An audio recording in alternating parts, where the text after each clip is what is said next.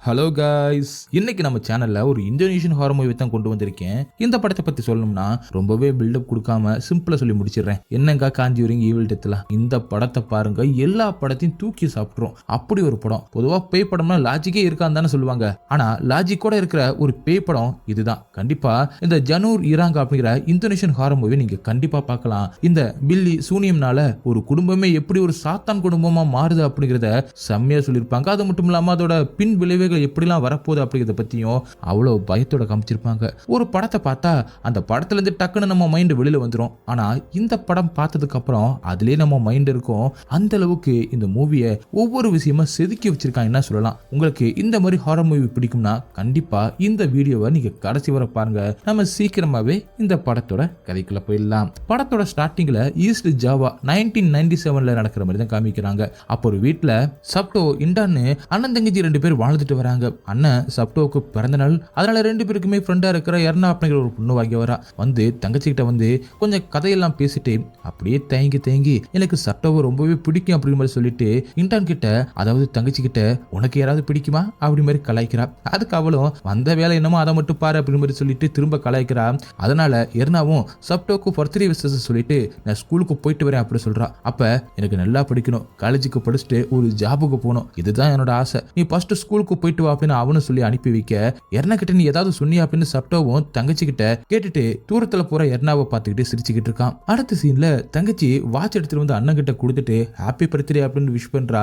இது அப்பாவோட வாட்ச் அப்படின்னு சொல்றா. இதை எப்படி வாங்கிட்டு வந்தா அப்படின்னு கேட்கும்போது எங்கிட்ட காசு இருந்துச்சு அப்படின்னு சொல்றா. சரின்னு அந்த நாள் அன்னைக்கே போயிடுது. அன்னைக்கு நைட்டு 2 பேருமே தூங்கலாம் அப்படின்னு தூங்க ஆரம்பிக்கிறாங்க.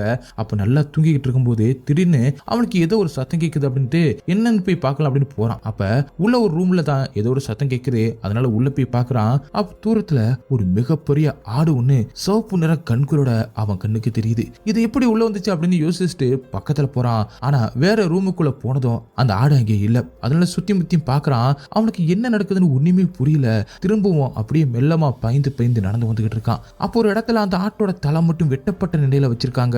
அதை பார்த்து ரொம்பவே பயந்து போயிடுறான். அதை கையில தூக்கிக்கிட்டு வீட்டை விட்டு வெளியில வந்து இதை யார் பண்ணீங்கன்னு சொல்லுங்க அப்படின்னு கேட்டுக்கிட்டு ரொம்பவே கோவமா நடந்து வந்துகிட்டு இருக்கான். அப்ப கையில இருக்கிற அந்த வெட்டப்பட்ட ஆட்டோட தலை அப்படியே அவனோட தங்கச்சியோட முகமா மாறுது. அவளோட தலையை கையில வச்சுக்கிட்டு இருக்கான். அவளும் அண்ணான்னு கூப்பிட இவனும் ரொம்பவே ஷாக்காகி இன்டன் அப்படின்னு கூப்பிடுறான். உடனே பயங்கரமா பயந்து போய் கத்தி அந்த தலையை தூரமா தூக்கி போடுறான். அந்த தூக்கி போட்ட தலை திரும்பவும் ஒரு ஆட்டோட தலையா மாற ஆரம்பிக்குது. அதை ஒத்து அப்படியே பார்த்துக்கிட்டு இருக்க அப்ப தூரத்துல ஒரு பயங்கரமான வெளிச்சம் தெரியுது. அந்த வெளிச்சம் என்ன அப்படின்னு திரும்பி பார்க்கறான். பார்த்தா இவங்க தங்கி இருக்கிற அந்த வீடு அப்படியே தீப்பத்தி பயங்கரமா எரிய ஆரம்பிக்குது. அதை பார்த்து பயந்து போயிடுறான். தங்கச்சி அப்படின்னு கூப்பிட்டுக்கிட்டே வேகமா ஓடி போறான். அடுத்த நாள் காலையில விடிஞ்சு போயிடுது.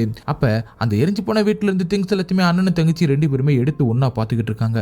அதுல இந்த சம்பவத்துல அவங்க எல்லாத்தையுமே இழந்துட்டாங்க அப்படின்னு நல்லாவே தெரியுது. ரொம்பவே சோகமா எதுவுமே இல்லையா அப்படி சொல்லிட்டு ஃபீல் பண்றாங்க.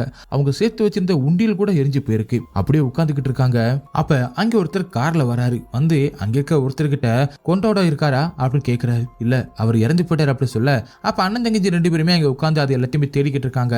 அதாவது கொண்டோட பசங்க தான் இவங்க 2 பேருமே அப்படிங்கிறது நமக்கு நல்லாவே தெரியுது. அப்ப அந்த பக்கத்து வீட்டுக்காரர் கேட்கிறாரு, நீங்க யாருன்னு. நான் தான் அர்ஜோ, கொண்டோட ஓல்டர் பிரதர் அப்படி சொல்ல, அப்ப அந்த அண்ணன் தங்கச்சி 2 பேருமே அந்த பக்கத்து வீட்டுக்காரர் கூப்பிட்டு உங்களை பார்க்க யாரோ வந்திருக்காங்க, போய் பாருங்க அப்படி சொல்றாரு.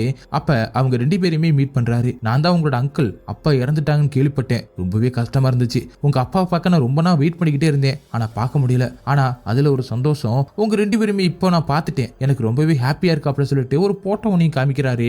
இவங்க அப்பாவும் அர்ஜோவும் எடுத்துக்கிட்ட போட்டோவை காமிச்சு பாருங்க அப்படின்னு சொல்ல, அதனால சப்டோவும் ஃபீல் பண்ணி பாக்குறான். உடனே அங்கிளும் சொல்றாரு, சரி உங்க வீடு தான் இப்படி ஆயிடுச்சு, நீங்க வாங்க எங்க கூட தங்கிக்கங்க, என்னோட வீடு பெரிய வீடு தான் அப்படி சொல்றாரு. அதுக்கு அண்ணனும் தங்கச்சி 2 பேருமே, நாங்க உங்க வீட்லயா, உண்மையாவ சொல்றீங்க அப்படின்னு ஆச்சரியமே கேக்குறாங்க. ஆமா, எங்க வீட்டுக்கு வாங்க, நானும் இருக்கேன், அதே மாதிரி உங்க ஆண்டி இருக்காங்க அப்படி சொல்றாரு. நாங்க 2 பேருமே பாத்துக்கிறோம் அப்படின்னு சொல்ல, அங்க உங்களுக்கு வேலை செய்ய ஆட்கள் கூட இருக்காங்க அப்படி சொல்லும் போது நம்ம போலாமா அப்படின்னு சொல்லிட்டு 2 பேரும் பேசிக்கிறாங்க. அப்ப தங்கச்சியும் இவரை பத்தி ஒரு தடவை கூட அப்பா எதுவுமே சொன்னது இல்லையே, நீ என்ன நினைக்கிற அப்படின்னு கேக்குறா. அதுக்கு சப்டோவும் எனக்கு தெரியல, ஒண்ணுமே புரியல, இவங்க எங்கிருந்து திடீர்னு ஹெல்ப் பண்ண வராங்கன்னு அப்படின்னு கேக்குறான். அப்ப தங்கச்சி, அப்பாவுக்கு உடம்பு சரியில்லாம போனப்ப நம்ம காசு இல்லாம ரொம்பவே கஷ்டப்பட்டோம், அப்பெல்லாம் ஹெல்ப் பண்ணி இவங்க ஏன் வரல அப்படி சொல்லும் போது அதுக்கு சப்டோவும், ஆமா இது அப்பா மறைச்சிருக்காரு, அதுக்கு பின்னாடி ஏதோ ஒரு காரணம் இருக்கும் அப்படி பேசிக்கிட்டு இருக்கும் போதே அங்க ஒருத்தர் வராரு. என் பேர் சுசிக், நான் மிஸ்டர் அர்ஜோ கிட்ட வேலை செய்யறேன் அப்படி சொல்லிட்டு உங்களோட திங்ஸ் ஏதாவது எடுத்து வைக்கணுமா, நான் கார்ல எடுத்து வைக்கிறேன் அப்படி சொல்றாரு. அதுக்கு இவங்க 2 பேருமே எங்க கிட்ட எந்த ஒரு பொருள் இல்லை அப்படி சொல்றாங்க.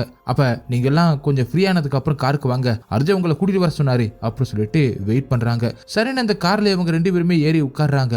அப்ப அவங்க அங்கிள் கொஞ்ச நேரம் கார்ல இருந்து இறங்கி அவங்க எரிஞ்சு போன அந்த வீட்டுக்கு பக்கத்துல போறாரு. இது ரொம்பவே குழப்பத்தோட இவங்க 2 பேருமே பாக்குறாங்க. கார்மே அதுக்கப்புறம் நகர ஆரம்பிக்குது. ரொம்ப நேரத்துக்கு அப்புறம் அவங்க அந்த அங்கிளோட வீட்டை ரீச் பண்றாங்க. அங்க போனதும் அவங்க காரை கதவை திறக்க ஒருத்தர் செருப்பை கூட கழட்டி விடுறதுக்கு ஒரு வேலையாள் அப்படின்னு சொல்லிட்டு நிறைய வேலையாட்கள் அவங்களுக்கு பணிவிட செய்யறாங்க. அதே மாதிரி இவ்வளவு பெரிய ஆடம்பரமான ஒரு வீட்டை அவங்க பார்த்ததே இல்லாதனால அதை சுத்தி சுத்தி பார்த்துக்கிட்டு இருக்காங்க. இங்க இருக்கிற பொருட்கள் எல்லாத்தையுமே பார்த்து ரொம்பவே ஆச்சரியப்படுறாங்க. கொஞ்ச நேரம் கழிச்சு அர்ஜோ அவரோட ஒய்ஃபை இவங்க 2 பேருக்கும் இன்ட்ரோடியூஸ் பண்ணி வைக்கிறாரு. அப்ப அவங்க சொல்றாங்க, உங்க அப்பா இறந்தது கிட்ட ரொம்பவே கஷ்டமா தான் இருந்துச்சு, நான் அவங்க 2 பேருமே நல்லா பாத்துக்கிறேன் அப்படின்னு அவங்க 2 பேரையுமே ரொம்பவே பாசமா கட்டி தழுவுறாங்க. கொஞ்ச நேரம் கழிச்சு நைட்டு எல்லாருமே ஒன்னா உட்காந்து சாப்பிடுறாங்க.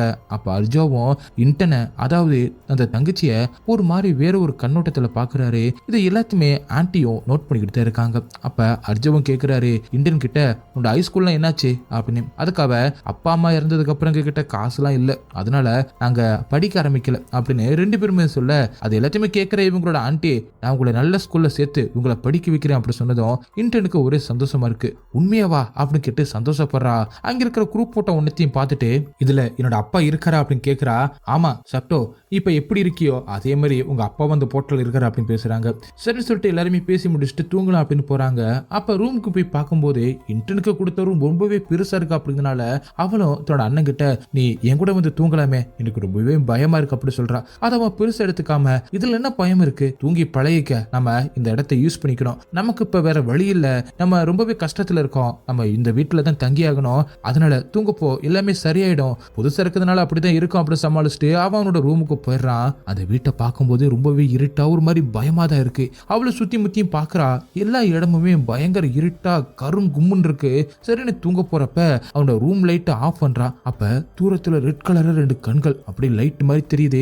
உடனே ரூம் லைட் ஆன் பண்ணலாம் அப்படின்னு ஆன் பண்றா. அப்ப அவ போத்திருந்த பெட்ஷீட்டை யாரோ இழுக்கிறாங்க. இழுக்கிறது மட்டும் இல்லாம ரொம்பவே அமானுஷமா ஏதோ ஒண்ணு அவளை போட்டு அங்கேயும் இங்கேயும் இழுத்து அடிக்க ஆரம்பிக்குது. இதனால ரொம்பவே பயந்து போய் கத்த ஆரம்பிக்கிறா. அவங்க அண்ணனையும் கூப்பிட்டு கத்துறா. அப்ப இவளோட சத்தத்தை கேட்டு அங்கே வர சப்டமும், என்னாச்சு எதுக்கு கத்துறா அப்படின்னு கேட்க, அவ அந்த கதவுக்கு பின்னாடி யாரோ இருக்காங்க அப்படின்னு சொல்றா. உடனே அங்கே போயிட்டு சப்டமும் பாக்குறான். ஆனா இங்க யாருமே இருக்கிற மாதிரி தெரியல. என்னதான் உனக்கு ஆச்சு அப்படின்னு கேட்கிறான். ஐயோ நான் சொல்றத நம்பு, ஏதோ ஒண்ணு என்ன பிடிச்சு இழுத்துச்சு, நான் கீழே விழுந்துட்டே அப்படி சொல்றா. ஏதாவது கனவா இருக்கும், நீ பயந்துட்டே படுத்தல, அதான். சரி இப்ப என்ன, நான் உன் கூட தூங்கணும் அதானே, சரி வா நம்ம ஒரே ரூம்ல படுக்கலாம் அப்படின்னு சொல்லிட்டு கூட்டிட்டு போயிட்டு தூங்க வைக்கிறான். அப்பவும் அவ அதையும் நினைச்சுக்கிட்டு இருக்கா. காலையில விடியுது. இப்ப இன்டனோ அவங்க அண்ணன் கிட்ட, எனக்கு அது என்னமோ கனவு மாதிரியே தெரியல, இங்க ஏதோ ஒரு மாறி இருக்கு அப்படின்னு சொல்றா. நீ ஓவர் திங்க் பண்ணாத, நம்ம இங்கதான் இருந்தாங்கன்னு அப்படின்னு அவனும் சொல்ல, இங்க ஏதோ ஒண்ணு இருக்கு அப்படின்னு மர்மமே எனக்கு தோணுது, உனக்கு தோணலையா அப்படின்னு திரும்ப இன்டன் கேட்க, எனக்கு அப்படி எதுவும் தோணல, வா நம்ம அடுத்த வேலையை பார்க்கலாம் அப்படின்னு சொல்லிடுறான். சரின்னு சொல்லிட்டு உள்ள ரூமுக்குள்ள போறாங்க. அப்ப திடீர்னு ஏதோ ஒரு சத்தம் கேட்குது. பார்த்தா அவங்க ஆண்டியோட மூக்குல இருந்து ரத்தமா விழிஞ்சுக்கிட்டு இருக்கு. அதே மாதிரி கண்ணாடி பொருட்கள் எல்லாமே கீழே விழுந்து உடஞ்சிக்கிட்டு இருக்கு. இது எல்லாத்தையுமே பாக்குற இன்டனோ என்ன நடக்குதுன்னு புரியலையே அப்படி சொல்லிட்டு ரொம்பவே குழப்பத்தோட இருக்க, அவங்க ஆண்டி மூக்குல இருக்க ரத்தத்தை துடைச்சிக்கிட்டு, ஒண்ணுமில்ல நீங்க சாப்பிடுங்க அப்படி சொல்றாங்க. அதனால வேற வழி இல்லாம சரின்னு சொல்லிட்டு சாப்பிட்டுக்கிட்டு இருக்காங்க. அடுத்த சீன்ல நைட் டைம்ல தூங்கலாம் அப்படின்னு தூங்கிக்கிட்டு இருக்க, அப்ப சப்டோ அப்படின்னு அவனோட அங்கிள் கூப்பிடுறாரு. ஒரு ட்ரெஸ்ஸை கொடுத்து, இந்த ட்ரெஸ்ஸை போட்டுட்டு வா அப்படின்னு சொல்றாரு. எதுக்கு அப்படின்னு சப்டோ கேட்க, ஒரு சடங்கு இருக்கு, நீ கண்டிப்பா அதுல கலந்துக்கலாம் அப்படின்னு சொல்லி கூட்டிட்டு போறாங்க. அந்த வீட்டுல நடுப்பகுதியில ஒரு ஆடு ஒண்ண கூட்டிட்டு வராங்க. ஒண்ணுமே புரியாம சப்டோவும் பார்த்துக்கிட்டே இருக்கான். அப்ப திடீர்னு அங்கிள் அர்ஜோ வந்து சப்டோ அப்படின்னு கூப்பிட்டு அவனோட தலைமுடியிலிருந்து கொஞ்சம் முடிய கத்தியை வச்சு கட் பண்ணி ஒரு ஜாடிக்குள்ள போட்டு சில மந்திரங்களை சொல்றாரு. அதே மாதிரி ஆட்டையும் கட்டி வைக்கும் சொல்லி ஒரு கத்திய சப்டோ கிட்ட கொடுத்து அந்த ஆட்டை கொல்ல அப்படி சொல்றாரு. அதோட தலையை கட் பண்ண அப்படின்னு சொல்ல, சப்டோ அது எல்லாத்தையுமே பார்த்து ரொம்பவே மிரண்டு போய் நிக்கிறான். நம்ம எல்லாருமே குன்கோரோ ஃபேமிலில இருந்து வந்தவங்க, தைரியமா இருக்கணும், இது எல்லாத்தையுமே பண்ணா உனக்கும் உன் தங்கச்சிக்கும் தான் நல்லது, இதை பண்ண அப்படின்னு வலுக்கட்டாயமா சப்டோட கையை பிடிச்சி இழுத்துட்டு வந்து அந்த ஆட்டோட கழுத்துல கத்திய வச்சு அறுக்க ஆரம்பிக்கிறான். அப்ப அந்த ரத்தம் சப்டோட மூஞ்சில தெரிக்குது. அங்க நடக்கிறது எல்லாத்தையுமே பார்த்து ரொம்பவே பயந்து போய் ஓரமாவும் உட்காந்துடுறான். அது மட்டும் இல்லாம அந்த ஆட்டோட ரத்தத்தை ஒரு டம்ளர்ல புடிச்சிட்டு வந்து அதை சப்டோ கிட்ட கொடுத்து குடிக்கவும் சொல்றாங்க. அவ ரொம்பவே தயங்கிக்கிட்டு இருக்கான். குடி, நீ குடிச்சே ஆகணும், இந்த சடங்கு அப்பதான் நிறைய பெறும், குடி குடி அப்படின்னு வற்புறுத்ததுனால வேற வழி இல்லாம கடகடன்னு குடிக்கிறான். குடிச்சு முடிச்சிடறான். ஆனா அந்த ரத்த வாடை தாங்க முடியாம இருமல் வந்து வாந்தி வர மாதிரி பண்றான். இன்னொரு பக்கம் அங்கிள் கொஞ்சம் தூரமா போயிட்டு சப்டோ அப்படின்னு கூப்பிடுறான். என்னன்னு பார்த்தா நீ சப்டோ குன்குரோ, ஆனா இந்த மூமெண்ட்ல இருந்து நீ கஞ்சாக் சாங்கோ அப்படின்னு சொல்றான். சொல்லி முடிக்கும் போதே அங்க அவங்க அங்கிள் பக்கத்துல ஒரு பெரிய ராட்சச உருவமா நீளமான கும்பு வச்ச ஒரு சாத்தான் உருவம் ரொம்பவே பயங்கரமா அவன் கண்ணுக்கு மட்டும் தெரியுது. அதை பார்த்து அப்படியே மயக்கம் போட்டு விழுகிறான் சப்டோ. அதுக்கப்புறம் மயக்கத்துல இருந்து எழுந்து பாக்குறான், ஒரு ரூம்ல படுத்திருக்கான். அங்கிருந்து அப்படியே மெதுவா எழுந்து தங்கச்சியை பார்க்கலாம் அப்படின்னு வர்றான். அவன் ஒரு புது ட்ரெஸ் போட்டுக்கிட்டு இது எப்படி இருக்கு அப்படின்னு ரொம்பவே சந்தோஷமா கேட்க, இது ஆண்டி தான் எனக்கு கொடுத்தாங்க அப்படின்னு, நல்லா இருக்கல அப்படின்னு கேட்கிறான். அதுக்கு சப்டோவும் நல்லா இருக்கு அப்படி சொல்ல, உடனே தங்கச்சியும் தன்னோட அண்ணனை பார்த்து ஏன் என்னாச்சு ஒரு மாதிரி இருக்க அப்படின்னு கேட்க, ஒண்ணுமில்ல நல்லாதான் இருக்கேன் அப்படின்னு சொல்லிட்டு அங்கிள் என்ன வெளியில கூப்பிட்டாரு, நான் போயிட்டு வரேன் அப்படின்னு சொல்லிட்டு கிளம்புறான். அப்ப ஊருக்கு வெளியில தூரமா அவங்க அங்கிள் அவனை எங்கேயும் கூட்டிட்டு போறாரு. அப்ப அங்க ஒரு பெரிய லேண்ட் இருக்கிறத பார்த்துட்டு இதெல்லாம் யாரோடது அப்படின்னு சப்டோவும் கேட்கிறான். இதெல்லாம் கூடிய சீக்கிரம் நம்மளோட தான் மாறப்போகுது அப்படின்னு சொல்லிட்டு அங்கே ஒருத்தரை இன்ட்ரோடியூஸ் பண்றான் அர்ஜோ. அவரோட பேர் மேனூர் அப்படின்னு சொல்றாரு. அதே மாதிரி மேனூர் கிட்ட இது செப்டோ காண்டோட பையன், உனக்கு ஞாபகம் இருக்கா அப்படின்னு கேட்கிறான். அப்புறம் நீ என்ன விஷயமா வந்திருக்க அப்படின்னு அர்ஜோ கிட்ட கேட்க, அதுக்கு அர்ஜோவும் நான் நேற்று ஒரு விஷயத்தை பத்தி உங்ககிட்ட பேசணும்ல, அதான் நான் கொடுத்த ஆஃபர் என்னாச்சு அப்படின்னு கேட்கிறான். மேனூர் உடனே யோசிக்கிறான். அதனால சப்டோ நீ கொஞ்சம் தள்ளிப்போ அப்படி சொல்லிட்டு, ஏன் நீ கர்சா கூட இருக்கலாம் அப்படின்னு பாக்குறியா அப்படின்னு கேட்கிறான். அப்ப மேனூரும் நீ கொடுக்குற இந்த ஆஃபரை ஏத்துக்க என்னால முடியாது, நானே பாவத்தை சேர்த்துக்கிற மாதிரி, இதனை எடுத்துக்கடனா இனிமே வாழ்க்கை ஃபுல்லா உனக்கு நான் கீழே அடிமையா தான் இருக்கணும், உன் குடும்பத்துக்காக நான் வேலை செய்யணும், அடிமையா இருக்கணும், அதனால என்னால முடியாது அப்படின்னு சொல்லிடுறான். அதனால அர்ஜோவும் கடுப்பாகி மெனூரை முறைச்சிக்கிட்டே வரான். அப்ப சப்டோவும் அர்ஜோ கிட்ட யாரது அப்படின்னு கேட்க, அவங்க நம்ம ஃபேமிலிக்காக முன்னாடி வேலை செஞ்சவங்க அப்படின்னு அர்ஜோவும் சொல்றான். சரின்னு சப்டோவை அங்கிருந்து ஒரு இடத்துக்கு கூட்டிட்டு போறான். அங்க போனதும் ஹர்ஷா, பசிகா, லிங்கா அப்படிங்கிற சில பேரை இன்ட்ரோடியூஸ் பண்றான். அவங்க கிட்டையும் இவன் தான் என்னோட நெஃப்யூ சப்டோ அப்படின்னு இன்ட்ரோடியூஸ் பண்றான். அவங்க எல்லாமே பார்க்க ஒரு மாதிரி வில்லத்தனமா தான் இருக்காங்க. இவங்கள பார்த்து முடிச்சதும் சப்டோவும் உள்ள போறான். அங்க போயிட்டு சுசி கிட்ட இவங்கெல்லாம் யாரு அப்படின்னு கேட்க, இவங்க எல்லாரும் தான் அந்த 7 ஃபேமிலிஸ், அதாவது இவங்களோட பிசினஸ் எல்லாத்தையுமே தான் நம்ம அர்ஜோ பாத்துக்கிறாரு. இவங்க 7 ஃபேமிலியுமே சேர்ந்து தான் பிசினஸ் பண்ணிக்கிட்டு இருக்காங்க அப்படிங்கிற மாதிரி சொல்றான். ஓ அப்படியா, இவங்க தான் அந்த 7 ஃபேமிலியா, இல்ல இதுல மீதி அப்படின்னு சப்டோ கேட்க, அதுக்கு சுசிக்கும் இல்ல அவங்கள மீதி பேர் இன்னும் வரல அப்படின்னு சொல்றான். இது எல்லாத்தையுமே பாக்குற சப்டோவுக்கு கொஞ்சம் குழப்பமா தான் இருக்கு அப்படின்னு நைட்டும் ஆக ஆரம்பிக்குது. அப்ப திரும்பவும் சப்டோவை அர்ஜோ கூப்பிடுறான். என்ன கூப்பிட்டீங்களா அப்படின்னு கேட்டுட்டு வர்றான். திரும்பவும் அங்கே பார்த்தா அதே மாதிரியான ஒரு ஆடு இருக்கு. அன்னைக்கு சடங்குகளை நடத்தின மாதிரி எல்லா பொருட்களையும் வச்சிருக்காங்க.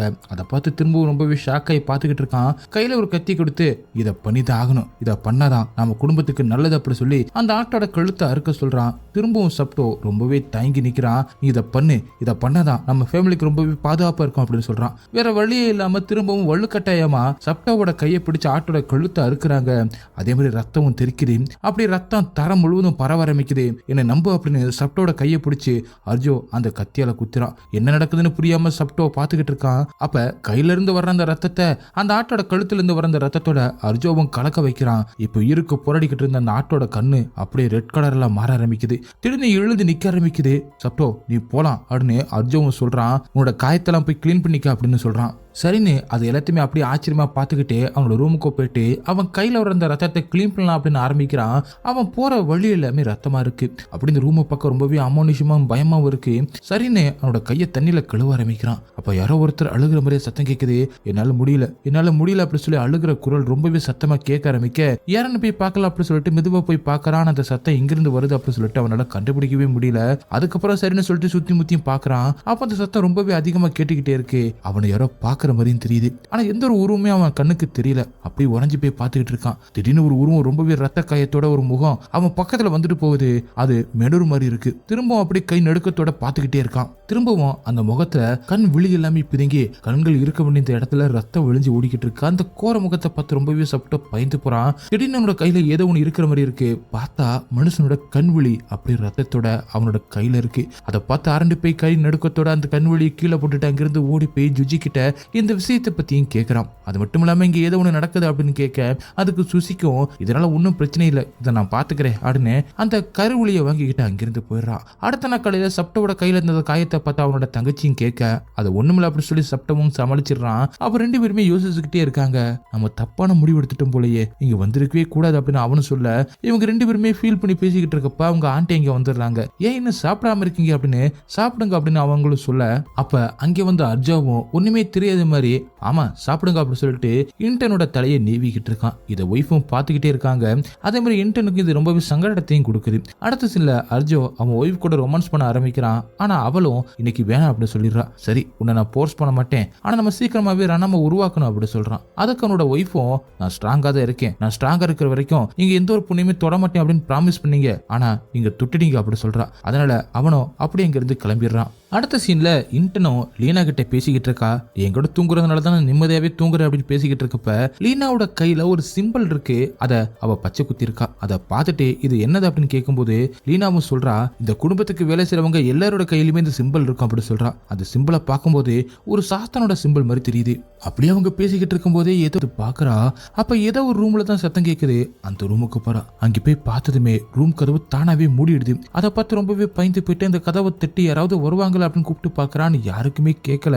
அங்கேயே அழுக ஆரம்பிக்கிறான். அந்த இருட்டறையில ஒரே ஒரு லைட் வெளிச்சம் மட்டும் தான் தெரியுது.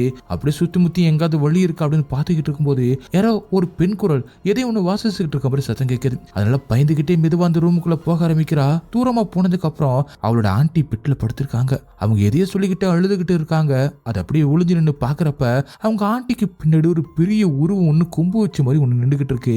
அதை பார்த்து பயந்து போயிட்டு அங்கிருந்து வெளியில ஓடி வரா. அங்கிருந்து பதட்டமா ஓடி வர அவங்க அண்ணங்கிட்ட ஓடி வந்து, சப்டோ இங்க என்ன நடக்குதுன்னு தெரியல, நான் இங்க ஒரு பெரிய உருவத்தை பார்த்தேன், அது ஆண்டி கூட தப்பான உறவுலையும் அவங்கள ரொம்பவே கொடுமைப்படுத்தி இருந்ததையும் பார்த்தேன் அப்படி சொல்றா. அது பெரிய கொம்பு வச்சிருந்துச்சா அப்படின்னு கேட்க ஆமா அப்படி சொல்றா. இங்க வீட்டுல ஏதோ ஒண்ணு நடக்குது, நம்ம வந்ததே தப்பு, இங்க இருந்து முதல்ல கிளம்பலாமா அப்படின்னு தன்னோட தங்கச்சியை கூப்பிட்டுக்கிட்டு கிளம்ப ஆரம்பிக்கிறான். அப்ப கதவு திறந்து வெளியில போலாம் அப்படின்னு பாக்குறப்ப கதவு பூட்டி இருக்கு. அதனால இரு நான் போய் சாவியை வாங்கிட்டு வரேன் அப்படின்னு சப்டோவும் சுசுக்கியை கூப்பிடுறான். அங்க இருக்கிற வேலையாட்கள் கிட்ட சாவியை கேட்க அவங்களோ நீங்க எங்க போறீங்க, எதுக்கு போறீங்க அப்படின்னு அங்க இருக்கிற வேலையாட்கள் எல்லாருமே கேட்கறாங்க. இது உங்க அங்கிளுக்கு தெரியுமா அப்படின்னு கேட்க அவருக்கு தெரிய வேண்டிய அவசியம் இல்ல, நாங்க வெளியில போறோம், எங்க கிட்ட சாவியை கொடுங்க அப்படின்னு கேட்டுக்கிட்டு இருக்கான். இன்னொரு பக்கம் இன்டர்ன் தனியா நின்னுகிட்டு இருக்க. அவளுக்கு திரும்ப ஏதோ ஒரு சத்தம் கேட்க ஆரம்பிக்குது. அதனால திரும்பவும் மெல்லமா வீட்டுக்குள்ள நடந்து போறா. அப்போ அவளுக்கு மேல இருந்து ஏதோ ஒரு இலை ஒண்ணு கால் கிட்ட வந்து விழுகுது. அதை எடுத்து பாக்குறப்ப அதோட கலர் அப்படியே மாறிக்கிட்டே இருக்கு. அதே மாதிரி அங்கிருந்து கொஞ்ச தூரம் நடந்து போறா. போனதுமே வீட்டுக்குள்ள திடீர்னு ஒரு கரும்பு காடு மாதிரி இருக்கிற ஒரு பாதை ஒண்ணு தெரியுது. இது என்ன விசித்திரமா இருக்கா அப்படின்னு யோசிச்சுக்கிட்டு இருக்கும்போது திடீர்னு மேல இருந்து ஏதோ ஒரு சத்தம் கேக்குது. அங்கே பாக்குறா. அப்போ உடம்பே இல்லாம தலை மட்டும் இருக்கிற மாதிரியான ஒரு கொடூரமான பேய் உருவம் அப்படி மேல இருந்து அவ மேல விழுந்துடுது. அப்படி பயத்துல அலறி துடிக்கிறா. இவ அழுகிற சத்தம் கேட்டு சப்டவா அங்கிருந்து இன்டன் என்னாச்சு அப்படி கத்திக்கிட்டே வந்து பார்த்தா இன்டன் தரையில மயங்கி விழுந்து கிடக்குறா. அவளை எழுந்துரு எழுந்துரு அப்படி சொல்லி எழுப்ப ட்ரை பண்ணிக்கிட்டு இருக்கான். நடுவுல திடீர்னு ஒரு சத்தம் கேக்குது. ஒரு பேய் மூஞ்சி மாதிரி மாறி அப்புறம் பழைய முகம் மாதிரி தெரியுது. அதனால சப்டோக்கு ஒண்ணுமே புரியல. திரும்பவும் ஒத்து பார்த்து எந்திரி எந்திரி அப்படின்னு எழுப்பிக்கிட்டு இருக்கும்போது அவன் முழுசாவே பேயா மாறி இருக்கா. டக்குன்னு மாறி போய் அவன் அண்ணன் கூட தெரியாம ரொம்பவே அவனை போட்டு அடிக்க ஆரம்பிக்கிறா. இதை தடுக்க வர வேலையாட்கள ஒரு பொண்ணோட கன்னத்தை கொடூரமா அந்த பேய் கடிக்குது. கடிக்கிறப்ப அவ கன்னத்துல இருந்து சதைய அப்படி பேயோட வாயில இருக்கிறது ரொம்பவே ஆக்ரோஷமா கத்திக்கிட்டே விழுங்க ஆரம்பிக்குது.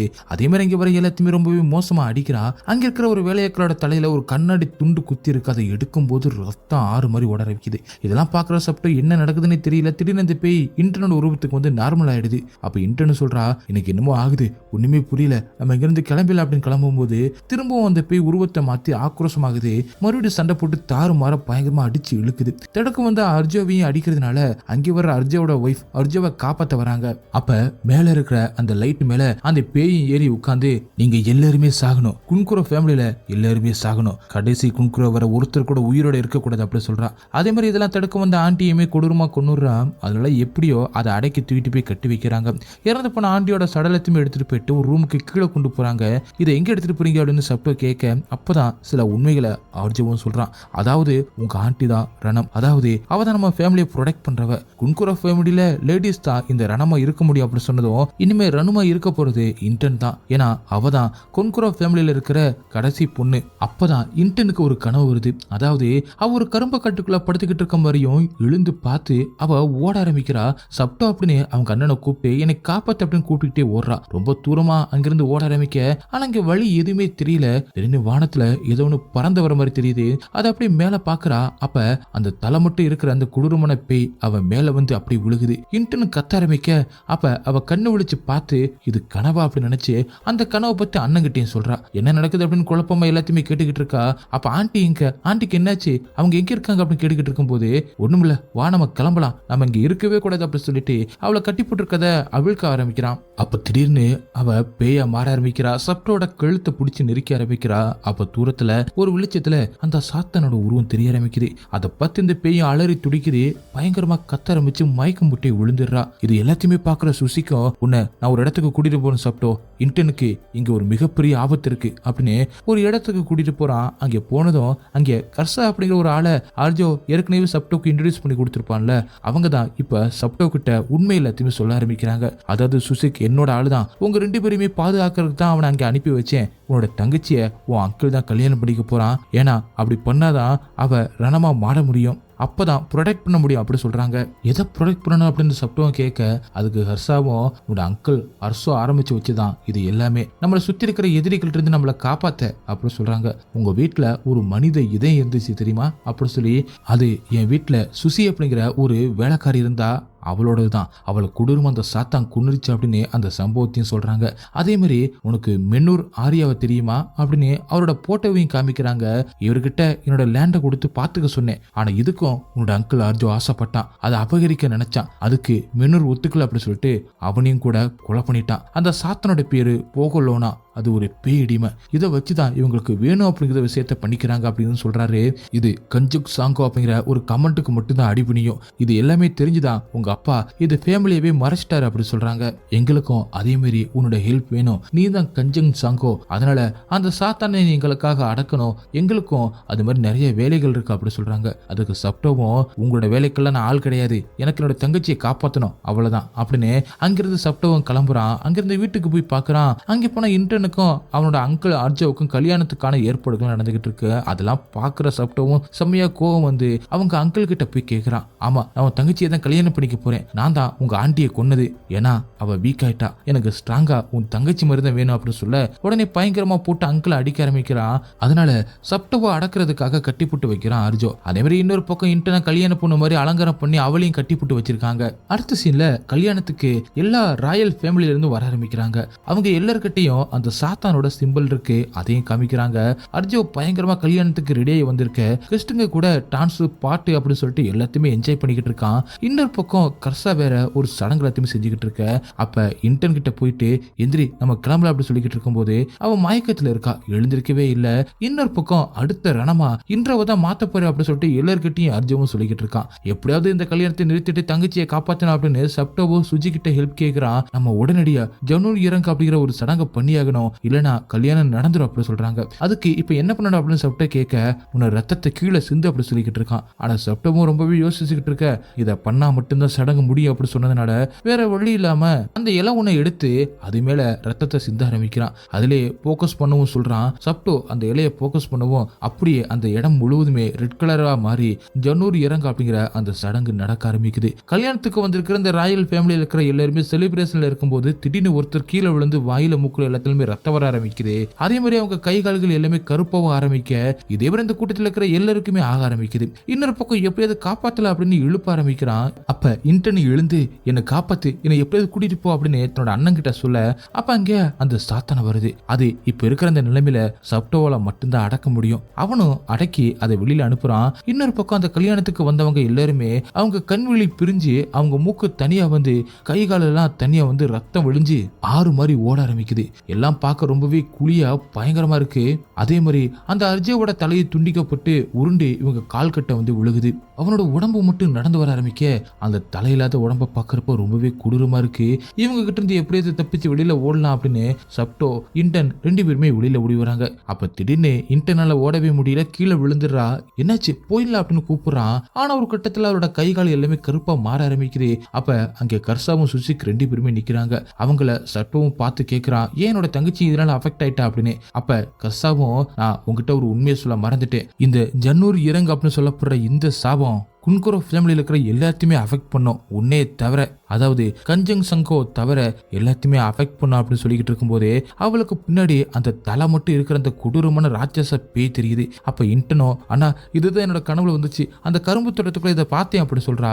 அப்போதான் ஹர்ஷாவும், இது உங்களுக்கு தெரியுதா, இதுதான் என்னோட ஃபேமிலியோட பேய் அடிமை அப்படி சொல்ல, நான் தான் உன் தங்கச்சி கிட்ட என்னோட அடிமையா இருக்கிற பேயை அனுப்புனேன் அப்படி சொல்ல, அப்பதான் தெரியுது இவங்க 2 பேரும் தான் சதி பண்ணி இது எல்லாத்தையுமே பண்ணிருக்காங்க அப்படின்னு. இந்த மாதிரி ஒவ்வொரு ஃபேமிலியுமே அவங்களுக்கு ஏத்த மாதிரி சாதகமா ஒரு சாத்தான அடிமையை வச்சிருக்காங்க அப்படின்னு தெரிஞ்சுக்கிறான். எவ்வளவோ போராடியும் இன்டர்ன் துடிக்க துடிக்க இறந்து போயிடுறா. அப்ப கர்சாவும் சப்டோவை பார்த்து சொந்த தங்கச்சியவே கொண்டுட்ட அப்படின்னு கேட்கிறான். உடனே கோவம் வந்த சப்டோவும் நான் உங்களை கொல்லாம விட மாட்டேன் அப்படின்னு அவங்க 2 பேருமே அடிக்க வர அப்ப அந்த கர்சா ஒளிச்சு வச்சு இந்த கத்தியை எடுத்து சப்டோவை குத்திடுறான். குங்குரோ ஃபேமிலி இருக்கிற ஒருத்தனை கூட உயிரோட விட மாட்டேன் அப்படின்னு சொல்லி அவனை குத்தி கொன்னுறான். சப்டோ அப்படியே கீழே சரிஞ்சு விழுகிறான். கொஞ்ச நாளைக்கு அப்புறம் ஒரு வீட்டை காட்டுறாங்க.